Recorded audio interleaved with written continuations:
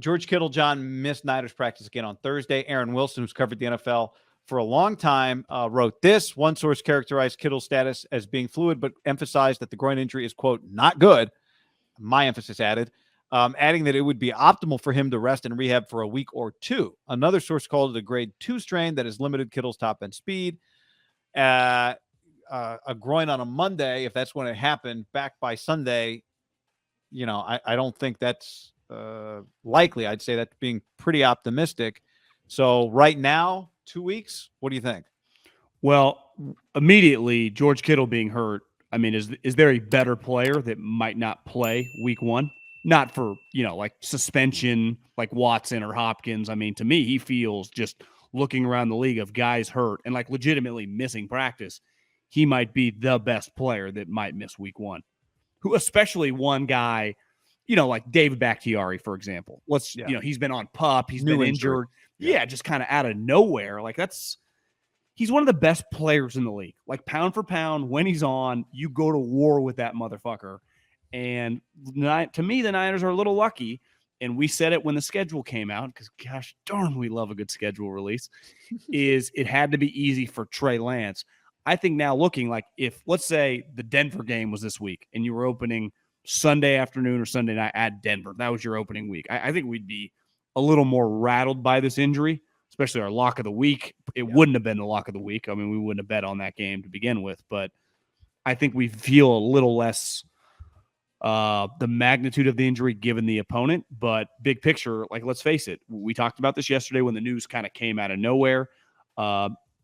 You and I were doing like just talking through it. Could he have gotten injured in the preseason game? Because the preseason game happened and they never had to practice again. And then Kyle went on to cancel practice when the Jimmy Garoppolo stuff happened. They went away basically for the rest of the week and they didn't do anything until Monday, which was a glorified walkthrough, is when it started leaking that, what's up with him, but they don't have to come out with an injury report until yesterday when it's clear he's. Yeah. And even David Lombardi said the moment you start missing the second practice historically with this team, like I not only don't expect him to play this weekend. I mean, I'm already kind of just, is Denver a spot potentially? Yeah. You're not expecting him back until they tell you he's coming back. Yeah. And by the way, if it was something that, because it was not clear by the way Shanahan talked about it, I didn't think Wednesday. Some people interpreted as he got hurt on Wednesday. I didn't think it was exactly clear whether it actually occurred Wednesday or not. Monday, you mean? I'm sorry, Monday. Yeah, he talked Wednesday.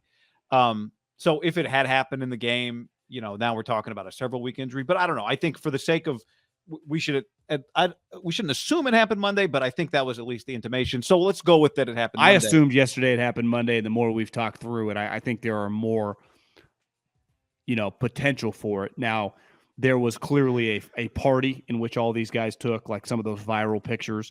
He was in a picture with Kyle Juszczyk. Now, just because you have a strain, whether it's regardless, if you're not wearing a cast or whatever, you still can go to a party. My point is, like, I don't think he'd be like, well, he was out and about. Like, I don't think he just would have been sitting at home. Didn't Trey, was there a photo last year of Trey at a party with like a splint on his finger? Did that happen? Yeah, I think it was after he broke his hand against the Raiders. Game? Yeah. There's usually a party right between that cut date now that's the empty. You've got 4 days off. I mean, what are you doing? Yeah. Who knows? I mean, the Niners technically might have essentially had like a week, right? Yeah. But with this injury, now Kittle would be a guy. He'd be on the short list of guys or the long list of guys. I don't know. That could not practice and play.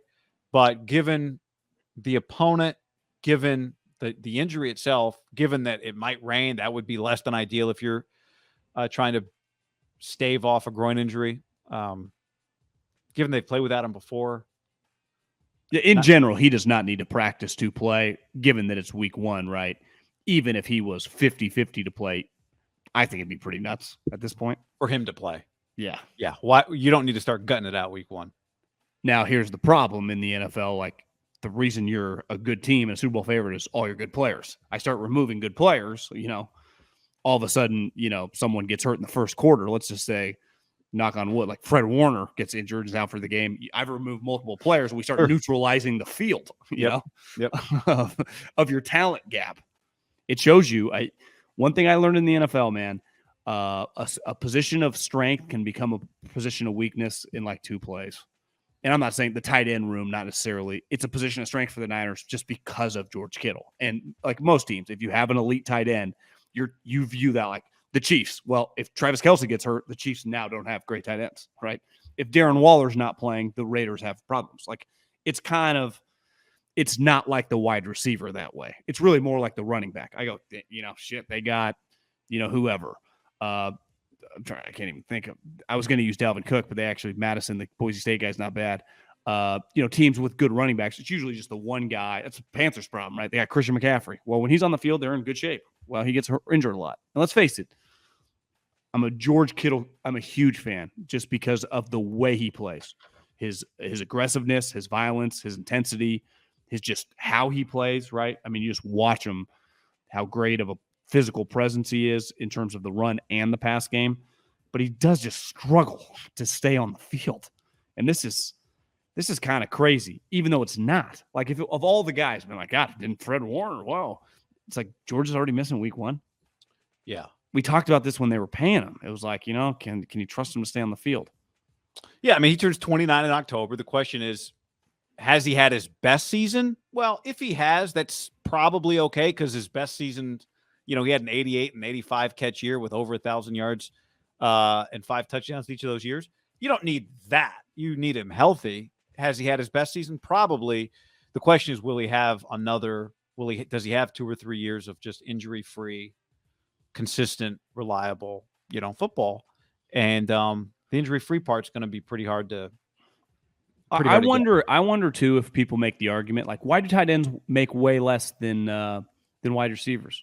Well, wide receivers for the most part, get hurt less often. I mean, tight ends you're just kind of in the trenches. It's unavoidable. You just get hurt more. Now, yeah. The irony is offensive linemen get paid a lot. So do defensive linemen.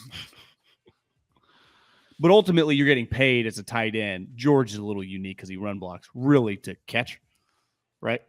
Like the reason Mark Andrews and Kelce and Waller. Well, yeah. If George was your starting right guard, would he be playing in this game with his groin injury? Yeah. I don't know. Maybe not. I don't know. But to your point, like part of it is you're asked to do all these other things.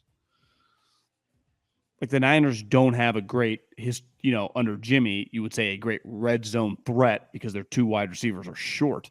George is, he's made a lot of plays in the red zone, right?